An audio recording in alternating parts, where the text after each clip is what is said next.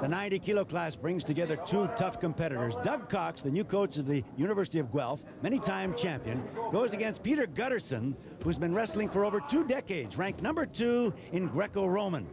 And we pick it up in the third match. Well, when you talk about rivalries, Ernie, this is probably the biggest rivalry in Canadian wrestling. These guys have been wrestling against each other for almost 2 decades. They like each other off the mat, but when they get on the mat, they're the worst of friends. Very aggressive guys. They don't hesitate to get in there with their faces. I think they enjoy beating each other, though. It seems like they get a bit of pleasure out of it, yeah. And you can see a lot of hand action. You see their noses are already bleeding. A lot of hand action, not butting, but some hitting in there.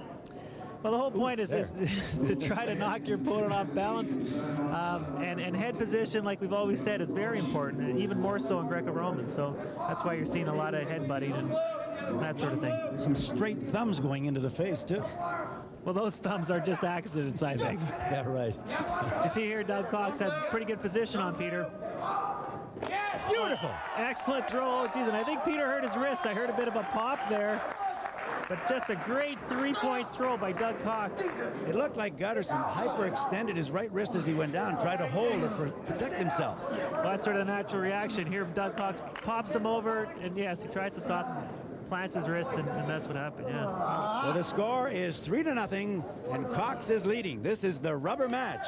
The pressure's on Guterson now.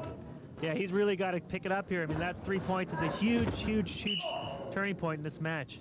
He slipped right through that hole. Just for the mat. Well, and again, when the wrestler tries an attempt and slips on that kind of a situation, they stop it and start it over again. These are weary warriors, but still have a lot left. Ooh, bumping of the heads again. Well, we have to remember, this is the 3rd match that they've had. And a lot of history in those other 2 matches, so they're really going. Guterson tried to throw him up. I'm not sure what he's trying to do here. Real battle.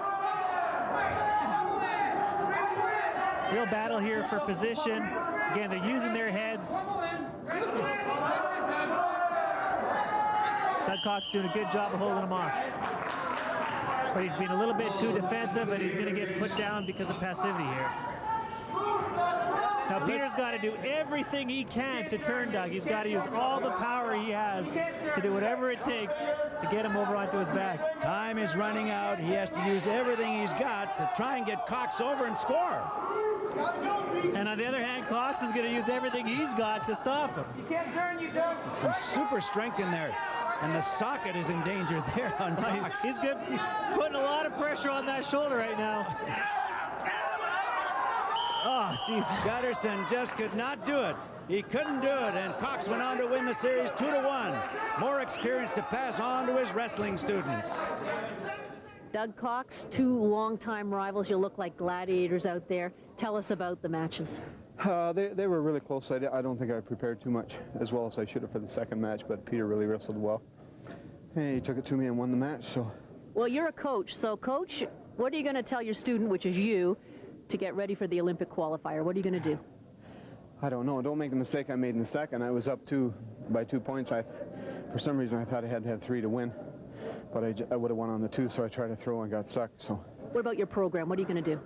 Oh, we'll just heighten it a bit for all my young guys coming along. Pity the young guys. Myself, yeah. Congratulations to you. Thank you very much.